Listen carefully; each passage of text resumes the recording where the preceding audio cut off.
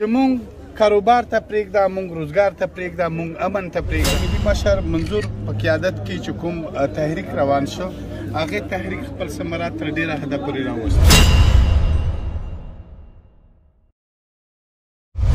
او د حالاتو مطابق چې دلته په دې خاوره باندې څه روان وو او څومره پریشانۍ او مشکلات وو، نو زه دا وایم چې لکه څرنګه په دې کې ټولو پښتنو قرباني کړي دي، هم که دلته دي هم که په هر دنیا باندې دي. د دې وطن سره چې څومره ظلمونه شوي دي هغې ټولو پرې اواز پورته کړی دی.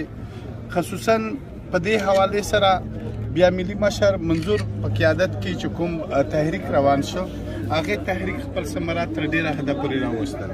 او نن ټیک شوه داسې دي چې یو ځل بیا داسې کوشش کیږي چې د حالاتو واقعیت داسې ظاهروي، خو موږ په دې باندې خوشحاله یو چې پښتون قوم اوس دومره راوچت شوی دی، په پښو ودرېدلی دی او خبره په خپله کلاو سره دومره انداز سره کوي چې هر چاته د خپل چې څه دلته غلطۍ دي او څه ګرمۍ دي او څوک غلطۍ کوي هغې ته موږ وقتا فوقتا اواز هم پې کړی دی.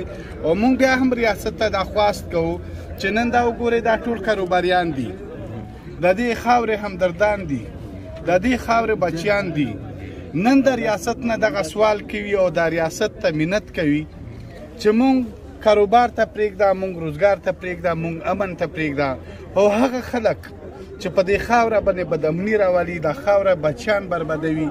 نن که ته وګورې د پړاچینار واقعې ته وګورې او یا د شمالي وزیرستان ته وګورې، نو چې په کوم طرف باندې دي، په دواړه طرف باندې پښتانه مړه شوي دي. او نن هغه کورنۍ حال وګورئ چې په هغه کورنۍ باندې به څومره غمونه وي.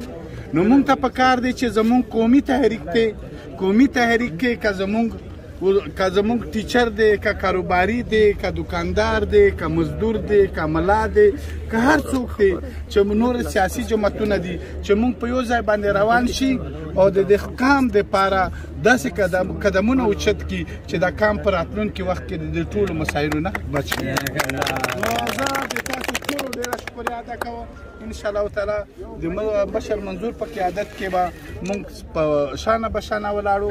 او ما دا سوال ما مخته هم درته وکړه چې په پښتنو کې دا څو اضلاع پېښور، نوښار، صوابۍ، چرسده او مردان دا پاتې شوي دي. کوشش دا وکړئ، مهرباني وکړئ چې دا کې تعلیم هم شته، صحت هم شته، دومره د پښتنو ګزاره پې کېږي چې دا وطن نه کې رانه برباد.